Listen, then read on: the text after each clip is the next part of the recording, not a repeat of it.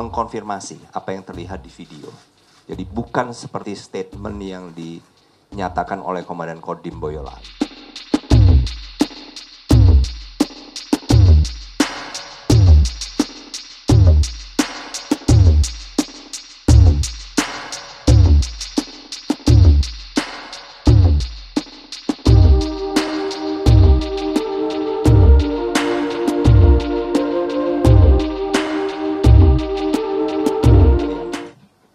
Yang pertama, apresiasi kami yang setinggi-tingginya untuk Panglima TNI, Kepala Staf Angkatan Darat yang sudah merespon begitu cepat dengan melakukan pemeriksaan terhadap terduga tersangka di Detasemen Polisi Militer di Solo.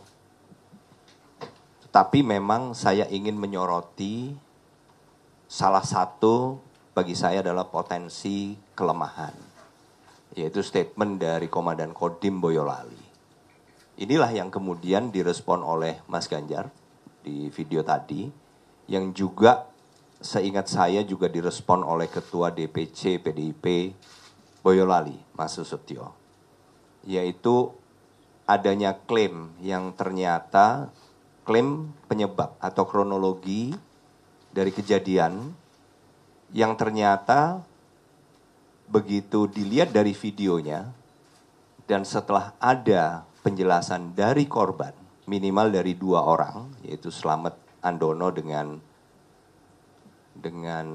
Diva Arif Ramandani, ini ternyata mengkonfirmasi apa yang terlihat di video.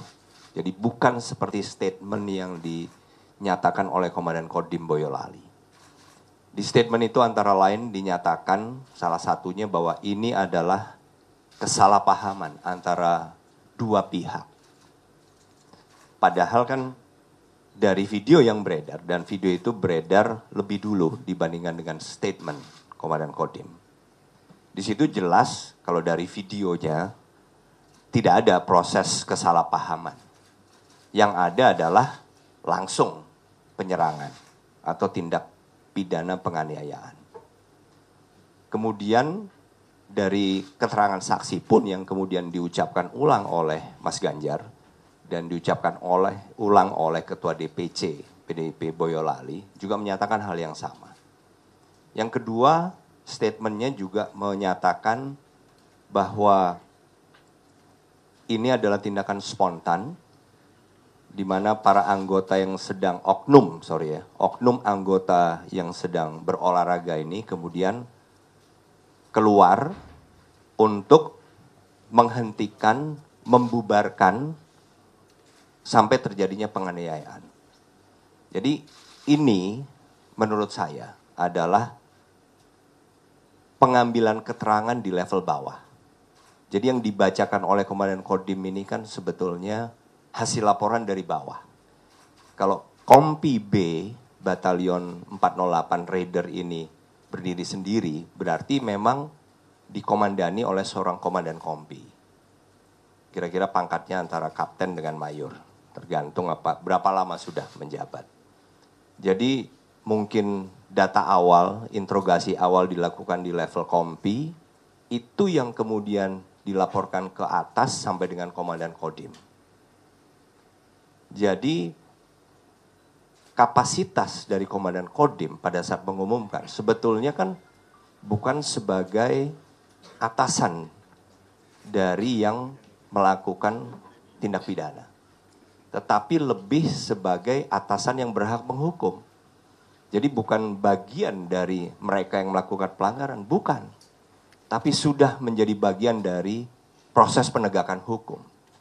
Sehingga keterangan apapun yang diambil atau didengar dari terduga tersangka, ini juga nggak boleh diambil mentah-mentah.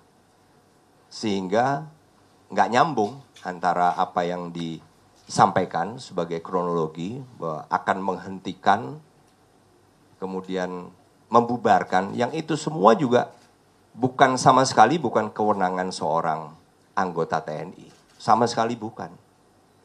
Jadi dari sini terlihat ada hal di mana atasan yang berhak menghukum yang kebetulan mengumumkan, tetapi kan yang diumumkan itu menjadi statementnya, bukan lagi menjadi statement para tersangka. Nah ini yang harus dipastikan, dan saya yakin Kepala Staf Angkatan Darat, Panglima TNI akan terus mengawal sehingga prosesnya ini tidak akan misalnya melenceng arahnya.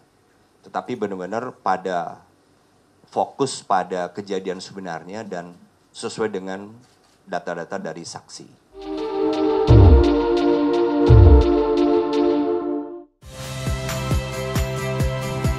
Saya Cynthia Rompas. Saksikan program-program Kompas TV melalui siaran digital, pay TV, dan media streaming lainnya. Kompas TV, independen, terpercaya.